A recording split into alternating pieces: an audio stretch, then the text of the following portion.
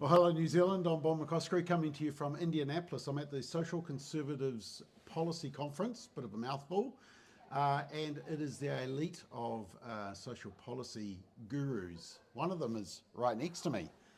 It's a guy that I follow, Alex Schadenberg from, did I say that right? No, it's Schadenberg, but that's Schadenberg. okay. That's okay.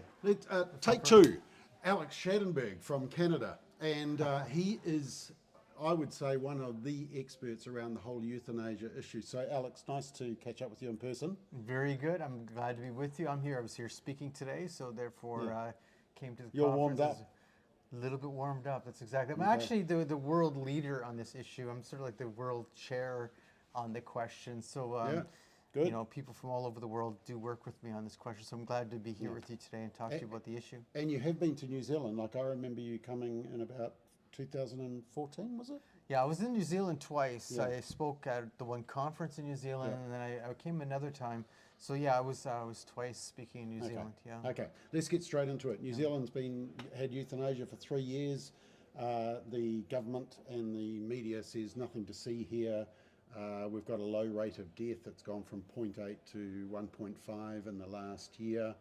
We're raising concerns because it's actually increased 37% in just 1 year, and then from 2 years ago it's increased 57%. So we can see the trajectory, which is just like Canada. So tell us a little bit about the chaos in Canada. Well, in Canada, it's gone insane, right? And it actually started fairly quick.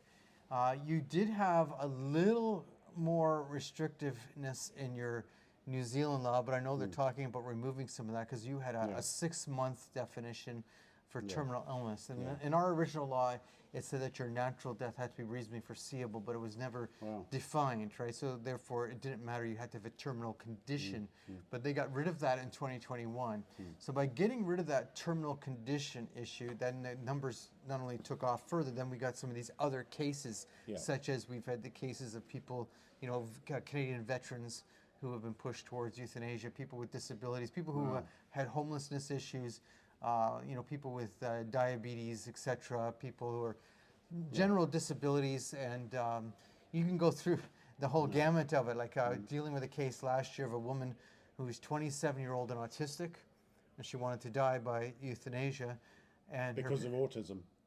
Well, she wasn't claiming it was because of autism, but that was essentially the reason. She was fixated on death, and she said that she had chronic pain issues.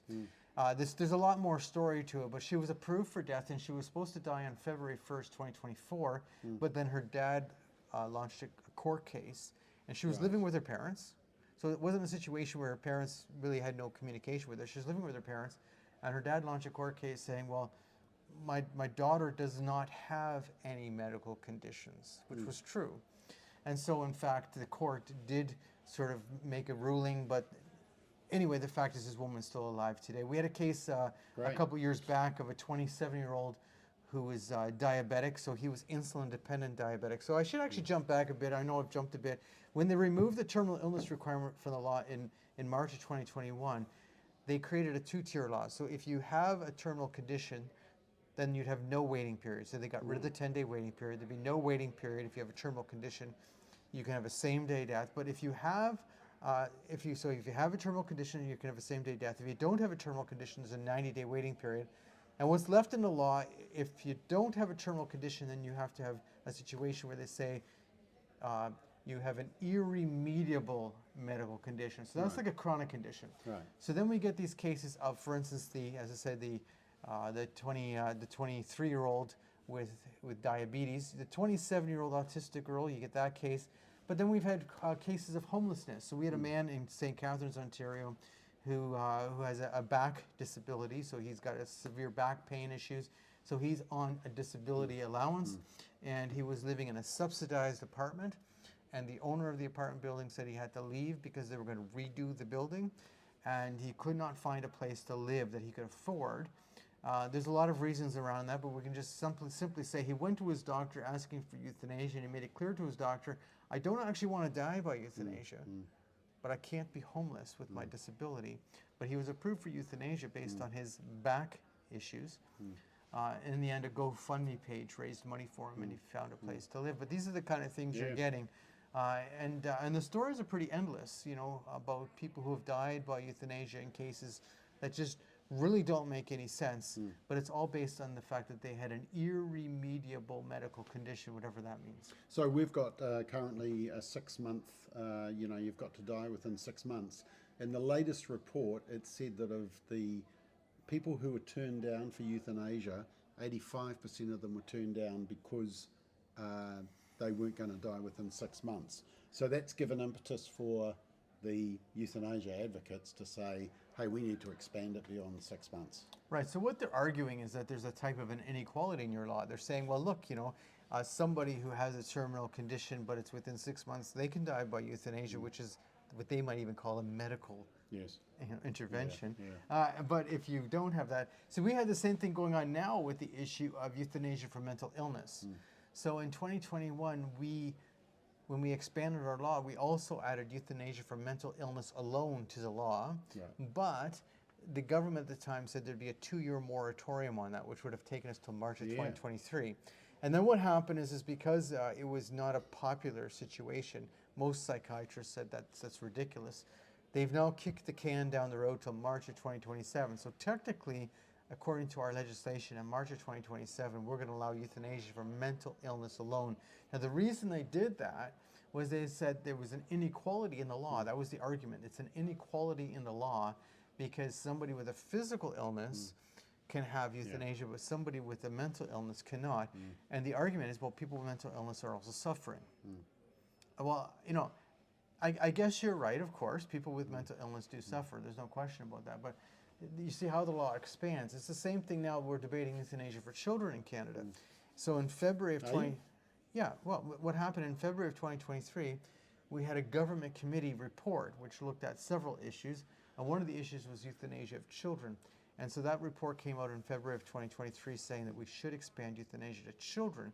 And it was the same argument they used. They said, well, because an 18-year-old, because an 18-year-old can have it, why can't a child have it in the same medical conditions, right? And they said it's an inequality in the law. And if you consider that, well, I guess you're right. There is a type of an inequality in the law. The same thing comes down to now with the other issues because the Quebec doctors are pushing for euthanasia for newborns, which is very, this whole thing comes from a eugenic base, if you know what I'm saying by eugenics. You know, certain lives are not worth living, is what they're arguing. But the Quebec physicians are saying that children born with disabilities, that if the parents agree, they should also be euthanized. So we have that big push going on too. Okay, and in fairness, what's happening in Canada is echoed in what we've seen in Belgium and in the Netherlands. So it's not actually, you're Dutch, aren't you? I have a Dutch background. So when you look at the Netherlands, who are even further ahead than Canada, you can see what's coming, can't you? And we should look at Canada and see what's coming for us. Well, the difficulty with these expansions is that the Dutch already paved the road. So it's one thing when you have a situation where how would you say, no one's ever gone down that road before, but if the road's already been paved, you can see where they're headed. So I have spoken in the Netherlands and I've spoken in Belgium, and you have in Belgium a few years ago where they changed the law to allow children to be euthanized. They have in the Netherlands, the law allows you to be 12 years old to have euthanasia, but then they also have newborn euthanasia in the Netherlands. Wow. But you see what you're getting, and the thing of it is opening the door to euthanasia is what is actually the problem. Because once you've opened the door, you said this is an acceptable solution to human problems. Well, obviously speaking, human problems are not limited by the fact that you're terminally ill. Human issues are not limited by the fact that you're an adult. It's not limited to the fact that is a physical condition. It could be a psychological, mental illness. And all these questions, once it's okay to kill, it stops becoming, how would you say, something that you can just say you can't do it for that reason. Because why can't you do it for that reason if we're already doing it for this reason? And this is what's been going on. So there's a natural slippery slope. So the argument is, slippery slope is a fallacy. Well, let's just say there's natural incremental extensions when you say it's okay to kill. There was an interesting stat out of the latest report. So our latest report came out it was the Friday that I was packing to come here. So quick analysis and informed our supporters. But it said that of the euthanasias that were granted, only 10% of them were for neurological conditions. Now, whenever you hear the argument for euthanasia, it tends to be around those really hard cases like Huntington's disease. ALS or something, yeah. What's your response to that argument, that how can we allow people to die with those horrific neurological diseases? Well, there's always hard cases. So here's the problem with this. There's always going to be hard cases. You are a human person. You have a human body. We have some illnesses which are pretty tragic, absolutely. But you can't open the door to killing for a few reasons without recognizing that it becomes an inequality not to allow it for these other reasons.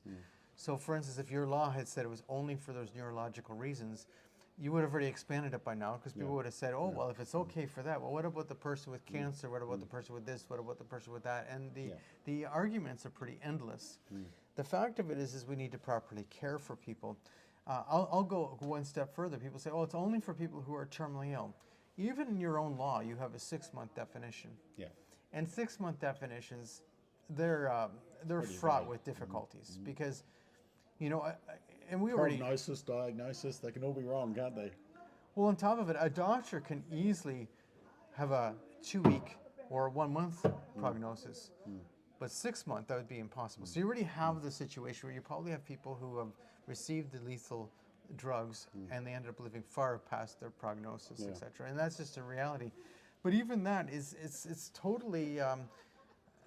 It's not something you can put your hand on, oh, I can define that and make sense of it. So, you know, this is how it tends to work. My point of it always is that we should never open the door to this.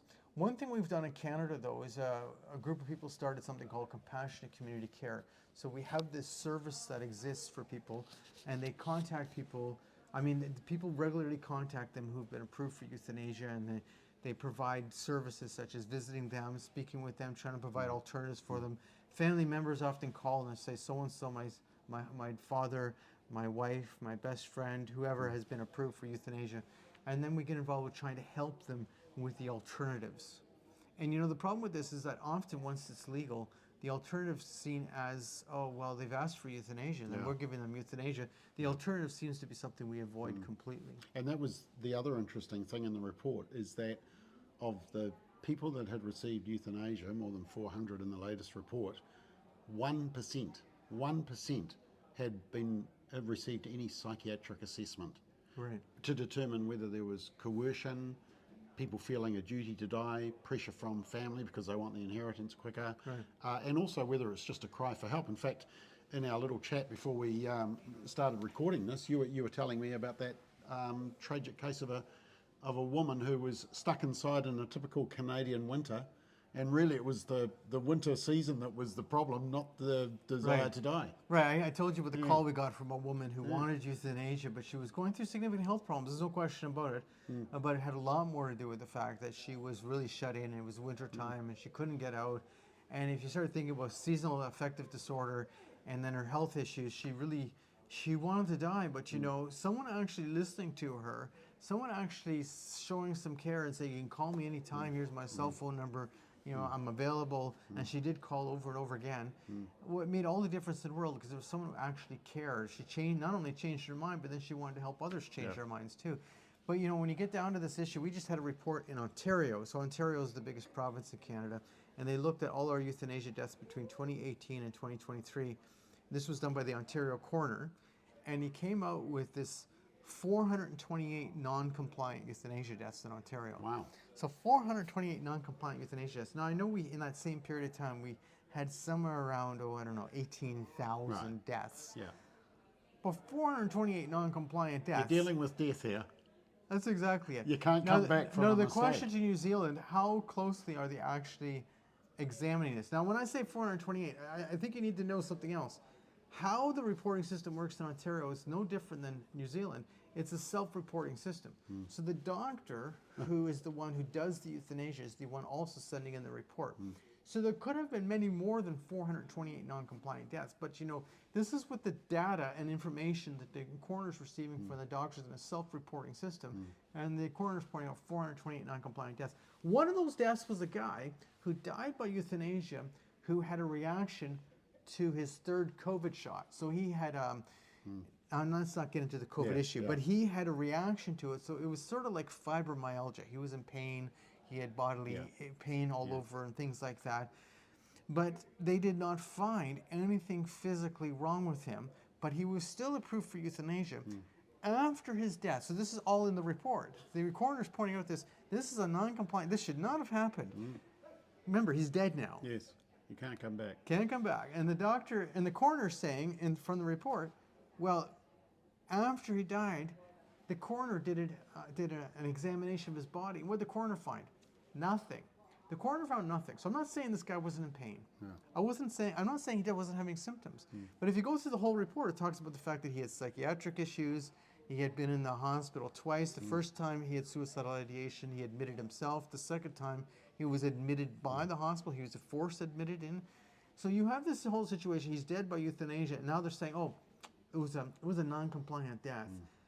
Well, he's dead already. You can't bring him back. And people aren't thinking about this. They're not thinking about, oh, well, what happens when you legalize euthanasia? What about the non-compliant deaths? Can't bring them back. No. But you can provide care for people before they die, so they never needed to die in the first place.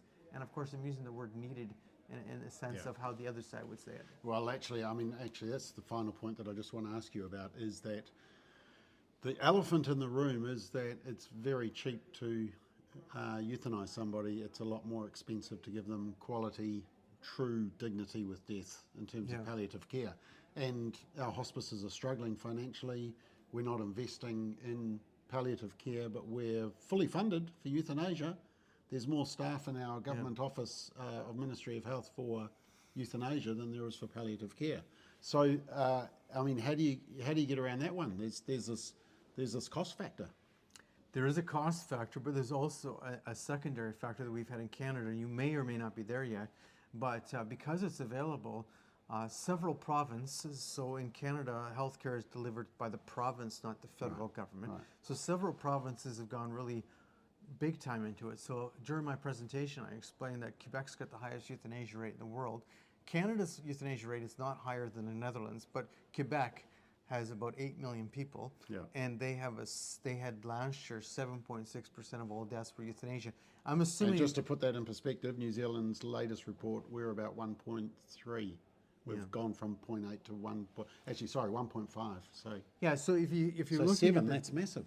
It's a massive number. So what you have is this buy-in to the concept of this being some sort of right, but now also.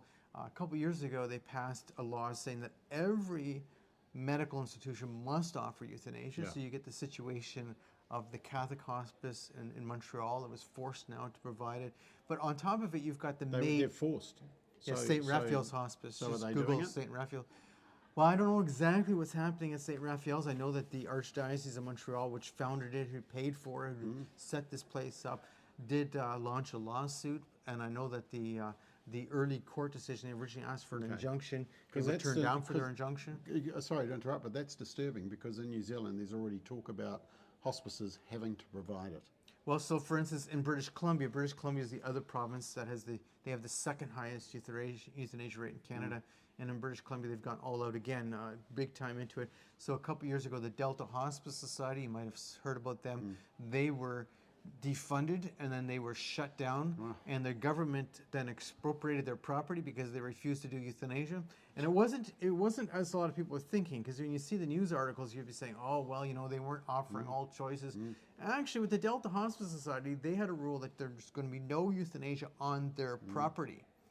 But if someone asked for it, you have the right to be transferred out. Right.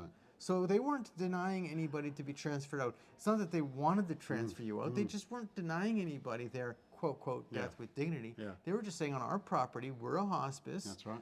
We do traditional hospice care. We're going to care for your pain and symptoms. You're going to die a natural death, but we're not going to have anybody come in here and kill you. It's not going to happen. They were actually right across the street from the Delta Hospital, so literally across the street. So there wasn't an issue of people being denied, but the government said, you're not going to say no to us, and you're going to do it. And it goes one step further. St. Paul's Hospital in Vancouver.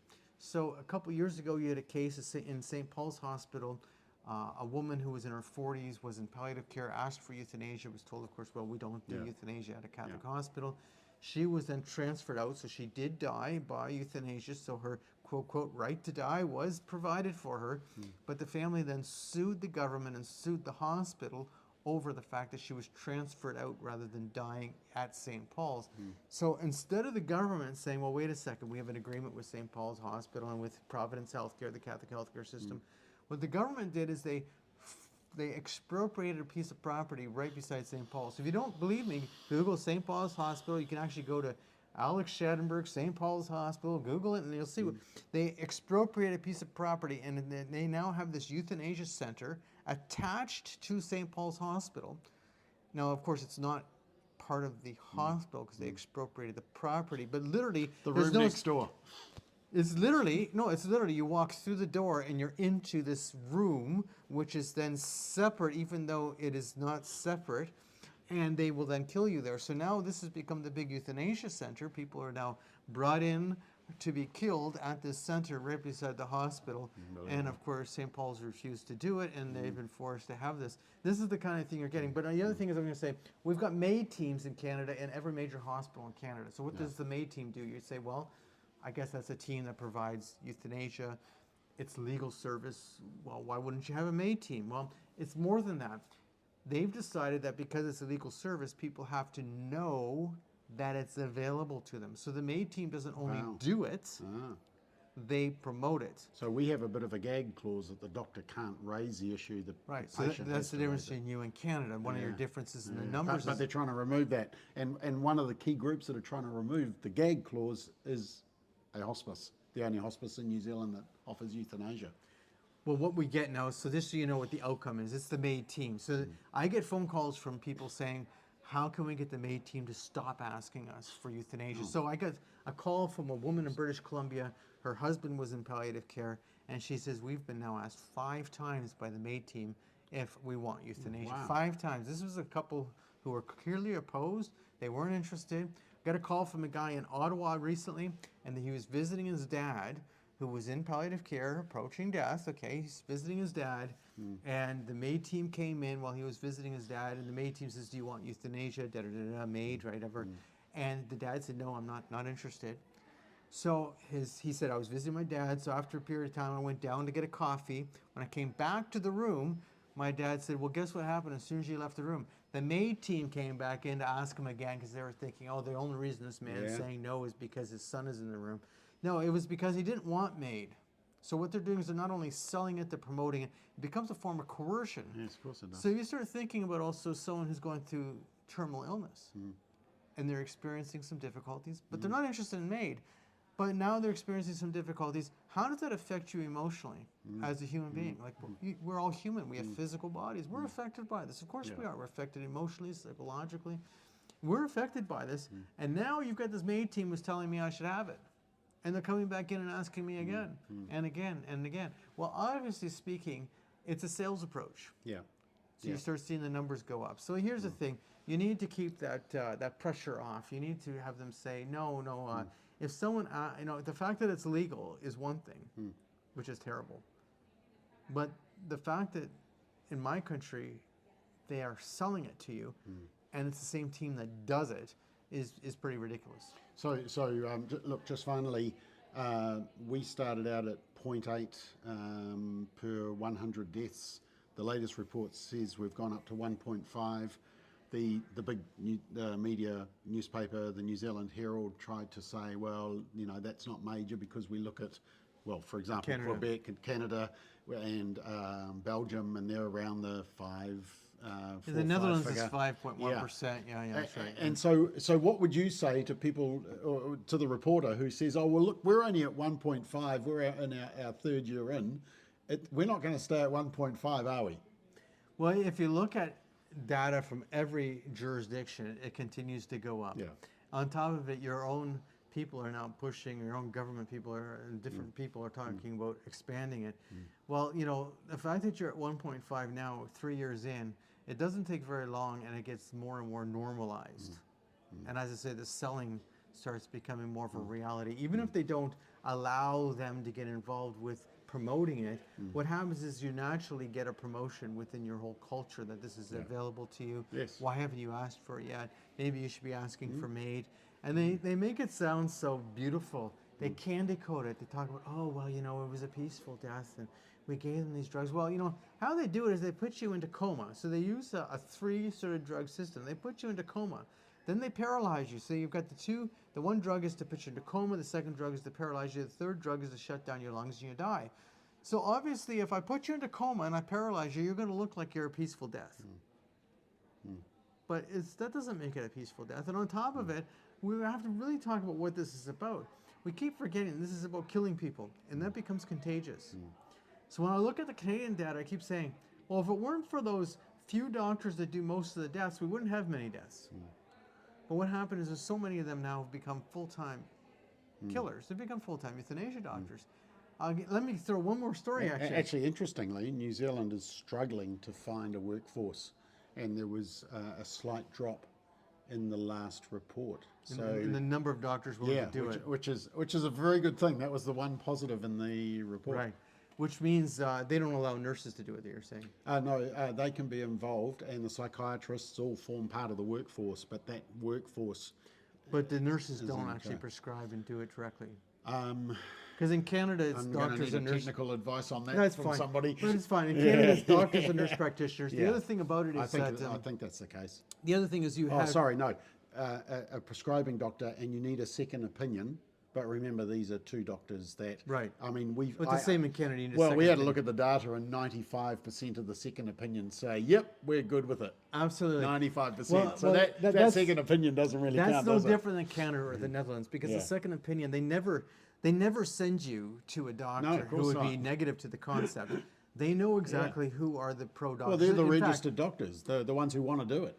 Well, in fact, with the MAID teams, you have the team that comes and they're ready to do it. So you have the doctor and the nurse practitioner, or maybe 2 doctors or 2 nurse practitioners on the MAID team. They show up. You have the 2 signatures ready to go. So it's not a problem. And you need the witnesses. Well, it's not a problem finding the witness, and on it goes.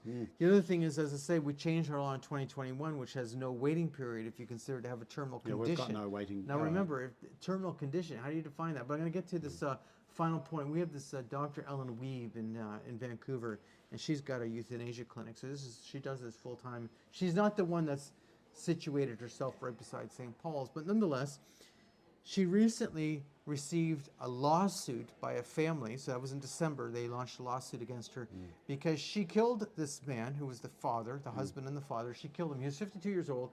She killed him when he was on a psychiatric day pass. So he's in the psychiatric unit. He's been given his day pass, and that's the day she kills him. Now, think about this. You have this guy who is saying he wants to die, but he's receiving psychiatric treatment because of his obvious issues related to psychiatric conditions, etc. But he does have a terminal type condition.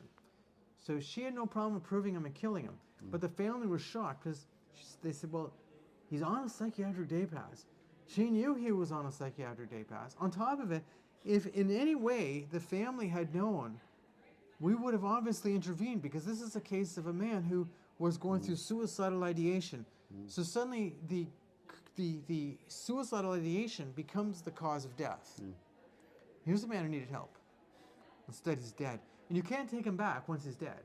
You know, when I talk about the case of the 27-year-old woman in Calgary who's autistic and who was supposed to die on February 1st of 2024, that case really hits me because I have a son who's autistic, who's just a year older than her. Wow. And she was going through suicidal ideation. Of course. Well, when I think of my own son, he's gone through suicidal ideation before. And, you know, you sometimes go through very difficult times. Well, you know, guess what? Sometimes then euthanasia becomes the, how would you say, the end to the suicidal ideation. But in the case of someone who's autistic, and if you talk to the dad about it, he'd say, the problem is my daughter became fixated then on this concept of euthanasia. Part of the condition. Right. But she had no other medical condition. This is not a situation, oh, she's got cancer, she's nearing death, she just happens to be autistic. Wasn't the case at all. How did she qualify just based on autism? Okay. In order to qualify for euthanasia in Canada, you have to be suffering. The problem with the concept of suffering, I'm not saying people aren't suffering. What I'm saying is the problem with the concept of suffering is the law says it has to be that your suffering is so that you can't accept your Yeah, suffering is yeah, to be greater yeah, than you can we've got accept. similar So it's based upon your unbearable personal, suffering. but it's your interpretation. Yeah. So this woman went to the Alberta Health Authority and told them that she was wanting euthanasia and that she was suffering. So it doesn't matter that there's nothing in her medical record that indicated. In fact, when the judge was going through the whole situation, the father showed them her medical records. She has no medical indicator, nothing. There's nothing there. Now, of course, he had access to it as the father, to her medical information. He says, my daughter does not have an irremediable medical condition. She's got nothing, but she claims she's suffering. After the judge put an injunction on this case, so the judge created an injunction, she went into the hospital. The hospital did every test they could do to try and find something which was causing her suffering, and they found nothing. Wow. So I'm not saying she's not going through some sort of suffering. It might be emotionally connected. It might be whatever it might be. I don't know. But there's nothing physically related to her suffering whatsoever. They have found nothing. No. Okay. Nothing. But because she said she was suffering, that's how she was approved. The other thing is they doctor shopped. So the one doctor had said no. Yeah. So then the Alberta Health Authority sent her to another doctor who said yes. And so the other thing is the judge did say he had very big concerns about the role of the Alberta Health Authority in this woman's euthanasia approval. Yeah. Because the doctor shopping was actually then arranged by the people who were part of that MAID oversight that the province has. And when you look at the New Zealand Ministry of Health report, it's all about promoting it. There's no real caution or worries or anything. It's more, how can we build up the workforce? How can, this is all normalisation. Alex, look, we are out of time. It's been a privilege to talk to you. I want to just promote your website. How do people follow your work and get in contact with you? Well, there's two ways. One is to go to the Euthanasia Prevention Coalition, which is easy to find, but you actually want to go to my blog. My blog is the largest source of information in the world on euthanasia and assisted suicide. You can either go to Google Alex Schadenberg, or you can go to the Euthanasia Prevention Coalition website and click on the word blog, and you get to the blog. It has almost 6,000 articles on it, and it's a source of great information. It's updated nearly every day, and obviously at a conference I'm not able to sit down and write articles, but I mean usually I'm writing articles every day. That's what I tend to do. Yeah. And I want to say to you that the fundamental issue here that we always get away from is the very basic issue. I'm opposed to killing people. This is about killing people. Can we provide better care for people? Absolutely. Should we provide better care for people? Absolutely. But once you allow killing, okay, and you say killing's okay, we can kill you. That's okay. You can't now say, oh, it won't expand, it won't be. Of course it's going to. Because it becomes an inequality, which is what's happening in Canada. It becomes an inequality to deny to the next group. Yeah. Alex, good to lock arms with you on this cause. And team, thanks for watching. We may be back. There's a few other people I've got in line that I'm keen to have a quick chat to and formal blog while I'm here in Indianapolis. But anyway, thanks for watching. Have a great day. Thanks, Alex. Thank you very much.